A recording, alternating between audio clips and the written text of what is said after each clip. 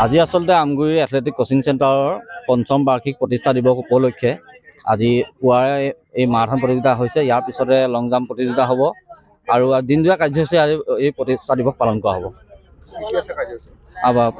ইতিমধ্যে মাৰাথন হৈ গৈছে, ইয়াৰ পিছত লং জাম্প প্ৰতিযোগিতা আছে। ইতিমধ্যে আমাৰ বিশিষ্ট ক্ৰীড়া সংগঠক আমগুৰি বিনন্দ বৰা ডাঙৰীয়াই মাৰাথন প্ৰতিযোগিতা উদ্বোধন কৰিছে।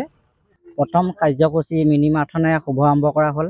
মিনি মাৰাথনখনি শুভ উদ্বোধন কৰিলে বিনন্দন বৰুৱা ডাঙৰীয়াই, বিশিষ্ট ক্ৰীড়াবিদ, লগতে নিৰ্মল নন্দী আৰু ক্ৰীড়া সংগঠক বিজু পাল, লগতে পোহৰ সংস্থাৰ সভাপতি পল্লৱ গগৈ ডাঙৰীয়াও আমাৰ লগত সহযোগিতা আগবঢ়ালে।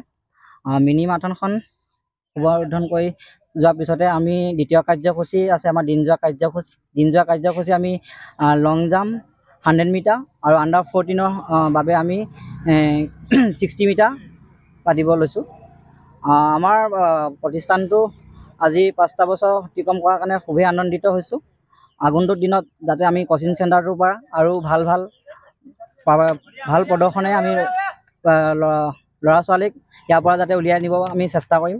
আৰু লগতে আজি 2 অক্টোবৰত গান্ধী জয়ন্তী নিশা এটা মহৎ দিনত আমি আজি প্ৰতিষ্ঠা দিৱসটো পালন কৰিছোঁ। লগতে আমাৰ আজি প্ৰতিষ্ঠানটো জন্মগ্ৰহণ কৰিছিলে, আমি খুবেই আনন্দিত।